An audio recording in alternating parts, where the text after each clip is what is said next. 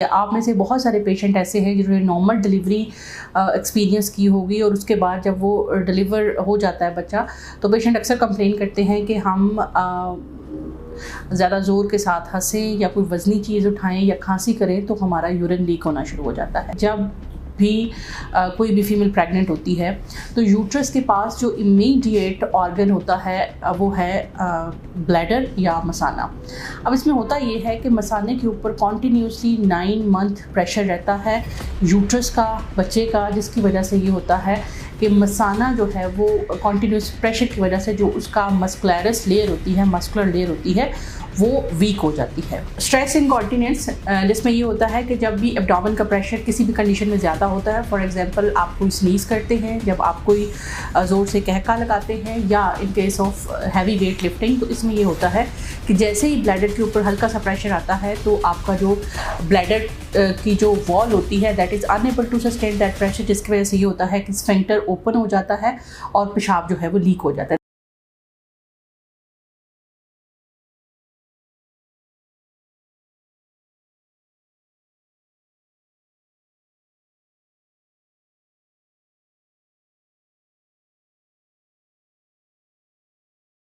जी, अस्सलाम वालेकुम। मैं हूं doctor Naila, consultant gynaecologist, IVF specialist, gynae solution के फोरम से। आज हमने बात करनी है कि डिलीवरी के बाद जो मसाने की कमज़ोरी हो जाती है। आप में से बहुत सारे पेशेंट ऐसे हैं जिन्होंने नॉर्मल डिलीवरी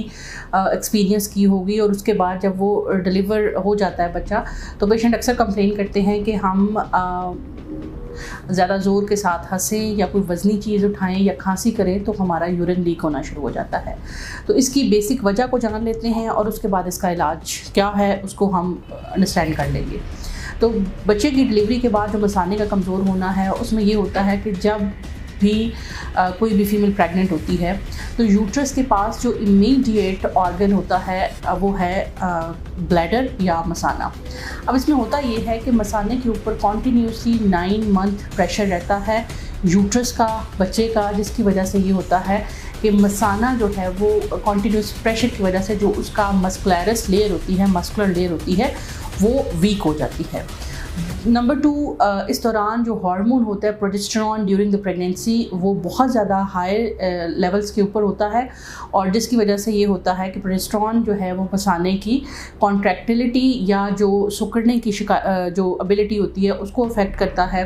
थर्ड ये कि लेबर के प्रोसेस के दौरान जब बच्चा डिलीवर होता है तो there is immense pressure during every labour pain, और डिलीवरी के दौरान भी जो है वो मसाने की नाली और मसाने के ऊपर इमेंस प्रेशर होता है, जिसकी वजह से ड्यूरिंग द लेबर मसाने की ब्लड सप्लाई भी कॉम्प्रोमाइज़ होती है और डिलीवरी के दौरान बाद वक़्त कुछ कट्स या टीयर भी आ जाते हैं मसाने के ऊपर, जिसकी वजह से मसाने की दीवार जो है वो कमज़ोर हो जाती है। अब इस सूरत हाल में होता ये है कि पेशेंट जब डिलीवर हो जाता है तो उसके बाद पेशेंट जो है वो शिकायत करते हैं कि जब हम यूरिन पास करते हैं तो एक तो हम वॉशरूम पहुंचने तक हमारा यूरिन लीक हो जाता है। ये बहुत कॉमन प्रॉब्लम होता है और जिसको हम कहते हैं, हमारी ज़ुबान में इसको कहते हैं अर्ज इनकॉन्टिनेंस, कि आपको यूरिन बहुत ज़्यादा आ रहा है और आप उसको कंट्रोल नहीं कर पा रहे हैं, दैट इज़ कॉल्ड अर्ज इनकॉन्टिनेंस। दूसरी होती है स्ट्रेस इनकॉन्टिनेंस, कि जैसे ही एब्डोमिनल प्रेशर, एब्डोमेन का प्रेशर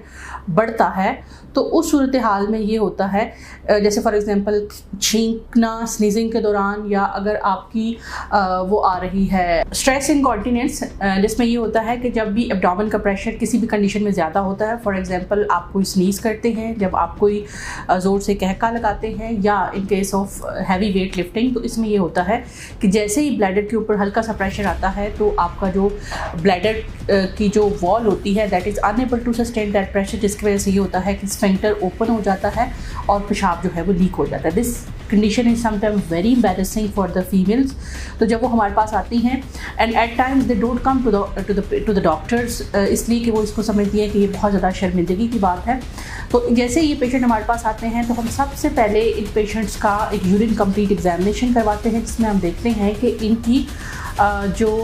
यूरिन है उसके अंदर प्रोटीन तो नहीं आ रही है, या फिर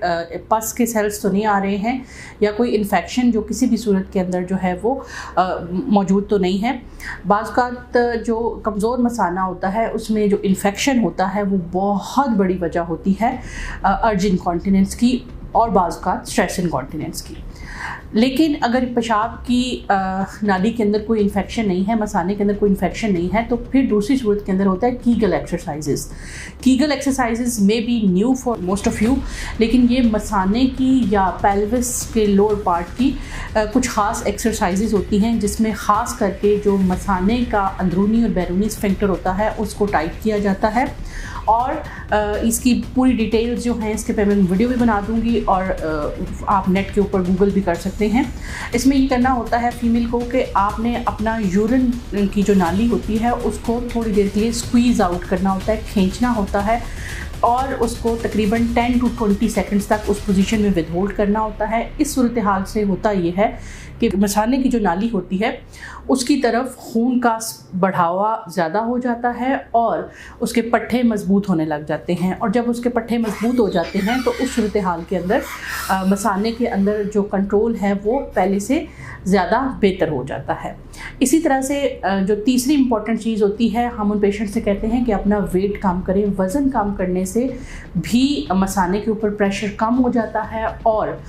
मसाने की जो इनकॉन्टिनेंस है उसका मसला हल हो जाता है।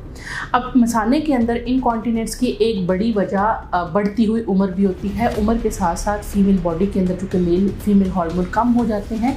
उस सूरत हाल के अंदर HRT हार्मोन रिप्लेसमेंट थेरेपी बहुत अच्छा रोल प्ले करती है। तो आप में से कोई भी अगर मसाने की कमज़ोरी का शिकार है तो इसको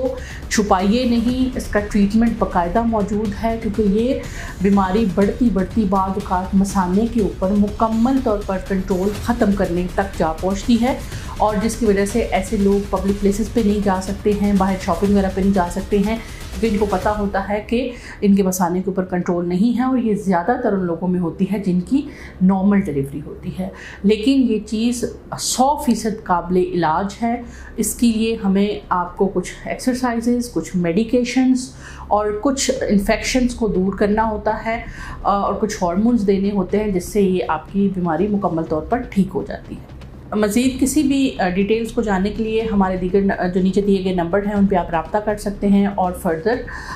जो है वो आप गाइडलाइन ले सकते हैं, या नीचे कमेंट सेक्शन में जाके कमेंट मिलते हैं इंशाल्लाह नेक्स्ट किसी वीडियो में। तब तक के लिए अल्लाह हाफ़िज़।